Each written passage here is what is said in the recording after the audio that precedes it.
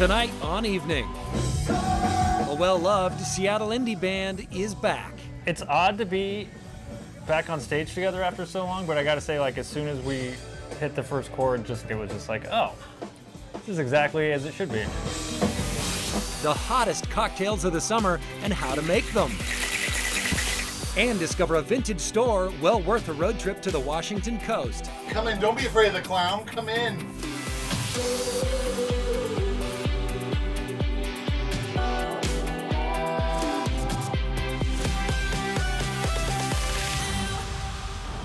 Three, two, one, right on time. Welcome to Evening. I'm Chris Cashman. We are downtown Seattle.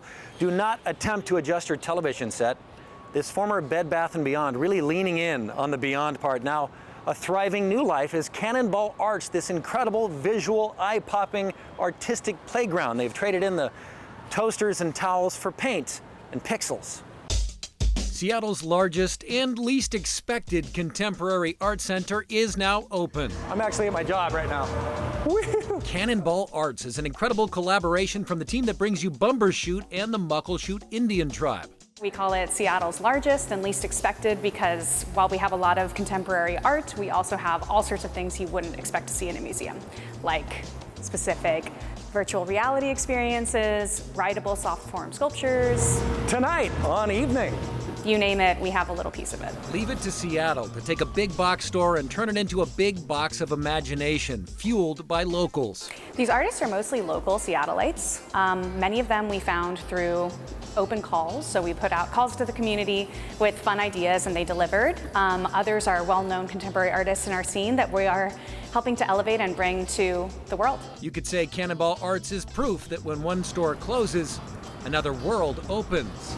You're gonna have to tune in and I'll make sense of it. A world of mechanical sea slug rides, murals, installations, and unexpected magic. So 66,000 square feet, 2 levels, and you'll find art to explore, activities to participate in, but there's a lot more to come as well.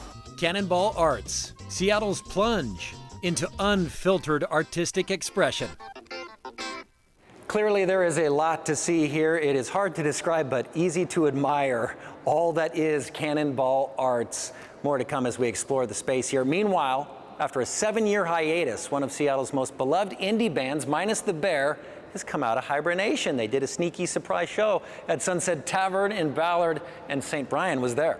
On a Saturday night, standing room only. The members of Minus the Bear prove you can go back in time after all.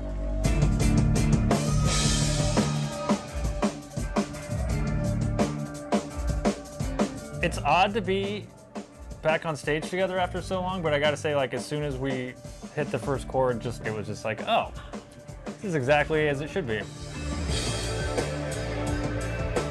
Yeah, it's kind of time travel in a way. It feels like normal. It feels like we're back at it. From front to back, they're playing their 2005 album, Medio Celoso, a genre-bending album that has reshaped indie rock and proven to be a timestamp for the band, for Seattle, for the fans who grew up with it. Them being from Seattle I thought was really cool because a lot of other cool music was from Seattle, and I was like, man, I want to live there one day, and here I am. The album is a turning point for the band. I think this is really when we kind of like hit our creative stride. That was the point when we concentrated on it, quit our jobs, got on the road, and started doing it full time. The next dozen years, a busy whirlwind of writing, records, music videos, tours, and interviews. In 2018, Minus the Bear went into what seemed to be permanent hibernation. I think we set out to like make music and to write all these awesome songs, but I think we all needed a break because we were going so hard for so long. I assumed they were just done forever, and I was so excited when they announced they're coming back. They're one of my favorite bands of all time. To get the songs back in shape and remember what each foot pedal did, Minus reunited in the very same practice room they'd used decades ago. It was like slipping on an old shoe, kind of. I mean, Yeah. you know, the shoe stinks, but like it's like might Still fits. be your favorite shoe. Yeah. The final tune-up, a not-so-secret show that sold out in 30 minutes. I think it's kind of rare to be able to see them in a hometown show with less than 200 people in the audience. It's very intimate. I was going to see them in November, but this is way cooler. Minus say they're playing better than ever. You can never go back, obviously, and do it exactly as it was 20 years ago. I feel like we're just focused on music and music only. In that respect, it's almost better than 20 years ago.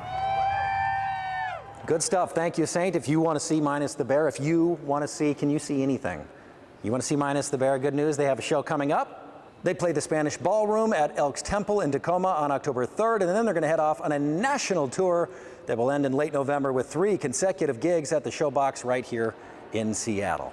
Now, speaking of music, I know you're a fan. You sort of advertise it on your helmet. Picking your favorite songs may sound like a simple challenge, but what if you had to pick the very best songs for the entire city? One local couple took on that challenge, and Saint has their story. I'm dreaming. From Bing Crosby to Brandi Carlile, the Seattle area is home to a musical legacy that spans decades in several different genres.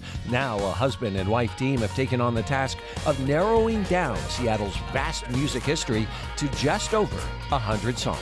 Did we have to sacrifice some bands? Absolutely. You are listening to KEXP on 90.3 FM in Seattle, Washington. Eva Walker is a DJ at KEXP and frontwoman for the band The Blacktones. She and her journalist husband, Jake Udy, put their local music knowledge together in a new book. It's called The Sound of Seattle, 101 Songs That Shaped the City. It's laid out in decades. Well, we have a foreword that the wonderful Mike McCready from Pearl Jam wrote. And then we start as early as 1942 with Bing Crosby, and we go all the way to 2023 with Casa Overall is the last song. I wanna tell you a story. One of the first songs they picked is called Confession Blues. It's from 1949, sung by an unknown teenager named Ray Charles. He came to Seattle at a very young age, created a trio here. That song, Confession Blues, was written here, but it was recorded in Los Angeles. So he cut his teeth here in Seattle. Of course, you can't have a book about Seattle music without the city's favorite sister act. When I think of Seattle music in the 70s, I think of Heart. Oh my gosh. As a guitar player myself, Nancy Wilson is a goddess.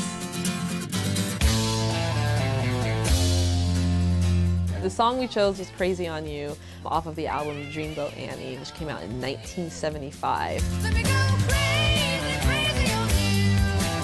I love everything about Crazy on You. The song is just really well written. In the 90s, grunge put Seattle at the center of the music world and sent groups like Pearl Jam into orbit. I love the album 10. My favorite song on there is the song Alive.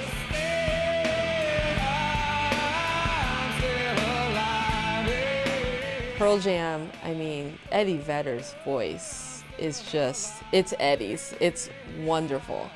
They were a big figure as far as Northwest music and getting Seattle on the map, along with Nirvana, you know, and Soundgarden. They're champions of Seattle and Seattle music.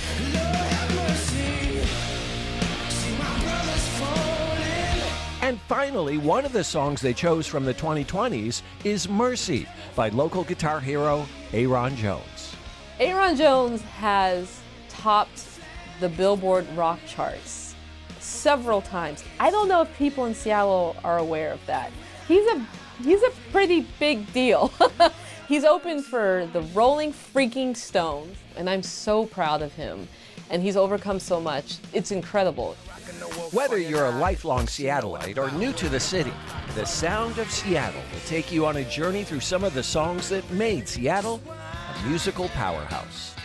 I think I just want to say thank you to all these artists who have contributed to the Seattle sound.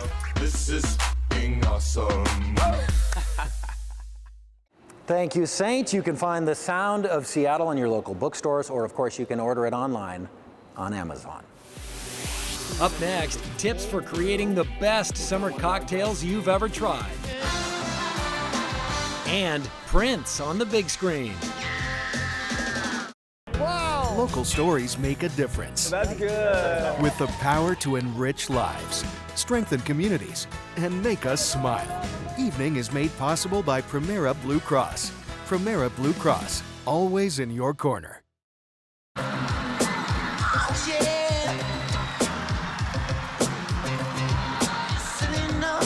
Hey, this is Saint, anticipating the return of Prince's 1987 concert film, Sign of the Times, to not just the big screen, but the biggest screen. Starting Thursday, for 1 week only, IMAX theaters, like the ones at Pacific Science Center, will show the film with enhanced surround sound audio and crystal clear images. It is Prince at his peak and larger than life. And I, for one, am all in. And welcome back, one and all, to evening. We are on location at Cannonball Arts in downtown Seattle. Yes, this former Bed Bath & Beyond, now the great beyond for artists of all types. And this incredible collection is a very cool partnership. Folks who bring you Bumbershoot teamed up with the Muckleshoot Indian tribe, and there is so much to see on 2 floors. More to come on that. We are inside, but of course, it's still summer outside. Technically, and leave it to Jose to soak up the last few rays with the ultimate wingmate, a bartender, and he says these are 4 must-have summer cocktails. I'm in Belltown to meet with award-winning bartender. The mission is to learn how to make some great cocktails.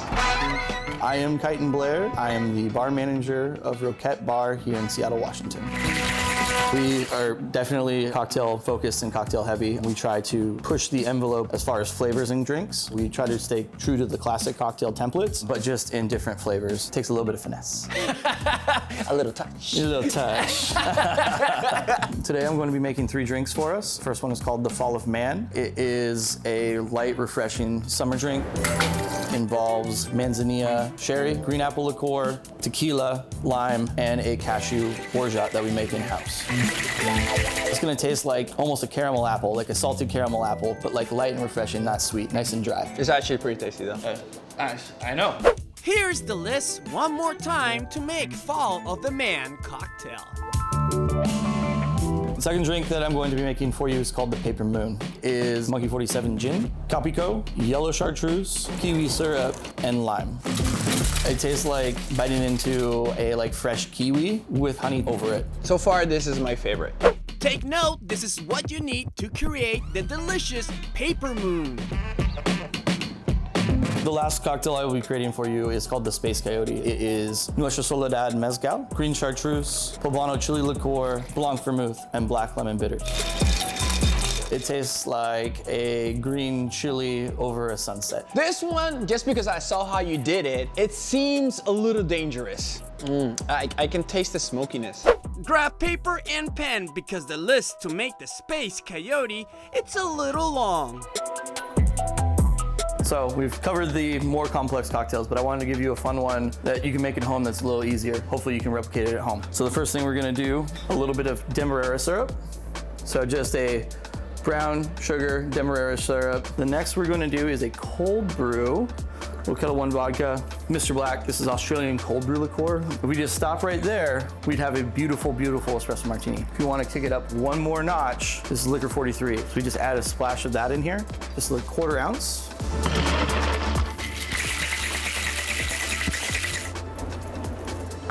And enjoy. Last but not least, here's what you need to create the perfect espresso martini. Thank you very much for teaching us about the drinks. And if you're looking for a great drink, they should come where? Roquette, and I'll see you here. Thank you, Jose. We have those cocktail recipes waiting for you on our website in convenient 9-ounce pours. Now, I know the calendar is technically flipping to fall, but for Seattle chef Tom Douglas, hey, he says it's still summer. I'm with Chef. And here is one of his classic summer recipes from his home in North Seattle. Hey everyone, welcome to North Ballard. We're the rosé country out here in the north end of Seattle. We're gonna make a little summertime pasta salad. Today, our Roquette is only going to be 50% or less of the dish. All the vegetables we're using today came from our farm over there in Prosser, Washington, as did our rosé come from the Yakima Valleys. We're having a tahini pasta salad with grilled vegetables. All right, so we're going to start with our tahini dressing. You can see it's maybe a couple of tablespoons of dressing. Another favorite pantry item that I keep all the time is harissa. So it's a Moroccan chili paste with a little cumin and a little preserved lemon. And it does have some kick, so I'm just going to be careful how much I use. I'm going to put in a little bit of a raw garlic. This particular dish, I want the sharpness of raw garlic. If you're going to use lemon, you have to use the lemon zest, right? Because that's the lemony part of the lemon. I love this grater that fits over my bowl like this. One pass on the lemon, and you can see what I want is the real yellow part. I don't want the white part, okay? And we're going to use the lemon juice now. You can see my hand has caught the seeds, and I'm just letting the juice kind of flow through it. Good thing I have a compost garden in my front yard. All right. Now we've got just a lemon-pressed olive oil. This one happens to be from Sicily, but I love them. They're one of my favorite things to keep in my pantry. Some black pepper and some salt. Into our dressing, we want the pasta. My wife Jackie has grown all these vegetables. These are some spring onions. We've got some eggplants. And she also likes a little bigger zucchini. They don't always have to be baby zucchini. I know a lot of chefs say that. I love how smoky and charred this salad gets. So, I don't want to forget my mint. And another little kitchen tip that I do is I cut the stems off of the bottom of my parsley or my cilantro or my mint or whatever, put it in a glass of water, and this will keep now for close to a week in the refrigerator. Okay, into our bowl.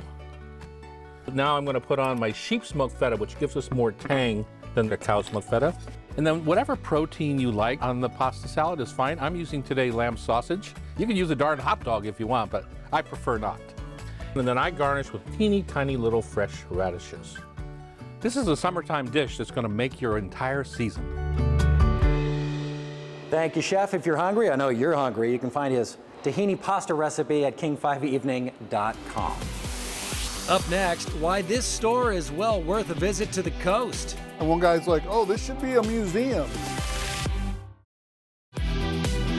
Welcome back. Look at us, evening out in the wild. This former Bed Bath & Beyond, now Cannonball Arts, this incredible artistic playground, 2 floors. You've got to see it to believe it. Now, speaking of playground, Labor Day weekend coming up. A lot of you folks getting out of town. Maybe you're heading to the coast. If you are headed to Ocean Shores, you simply must put this place on your list. Come in, don't be afraid of the clown, come in. The owner of Nate's Vintage usually gets one of 2 reactions when folks walk into his store in Ocean Shores. And one guy's like, oh, this should be a museum. Or, what the hell are you trying to do here? what Nate Hamilton and his wife Marty are trying to do here is have some fun. They left Seattle for Ocean Shores in 2020 and turned an old antique store into a vibey vintage space that's complete sensory overload. I wish we had a camera at their front door to capture people's reactions when they walk in. It's amazing how much fun we have, and it's really not work if you have fun. Nate keeps an eye on things behind the counter. Oh, that's better. Marty designs the displays, and they both pick the coast for fabulous finds. If you need a Chewbacca with a drink hat or a clown bike while in Ocean Shores, Nate's is your place. Some treasures are NFS, not for sale, like Rosie the Mermaid, this patched jacket, and this. Barbie's Winnebago. Yeah. Whether you're browsing or buying, everything here is a colorful blast from somebody's past. Waiting to be rediscovered on the Washington coast. Love them. Nate says he actually provides other services. It is a safe, judgment-free space. If you want to talk about encounters with extraterrestrials or Bigfoot, he's a believer. Stick around, more to come from Cannonball Arts. This is not a fever dream. This is real life. No, this is happening right now. I'm at work. I'm actually at my job right now. Now in our 40th season, Evening shares local stories that make our communities shine. Thanks to support from PEMCO Insurance. PEMCO empowers the Northwest to prevent the preventable. Learn how at PEMCO.com. And welcome back to Evening from downtown Seattle. We are right on the corner of 3rd and Virginia, out front of the former Bed Bath & Beyond. Now Cannonball Arts. Our thank you to Cannonball Arts and the collective for hosting us today. They're open Wednesday through Sundays. Tickets are $25 for adults. Give yourself some time to explore 2 floors of eye-popping wonder. We'll see you next time.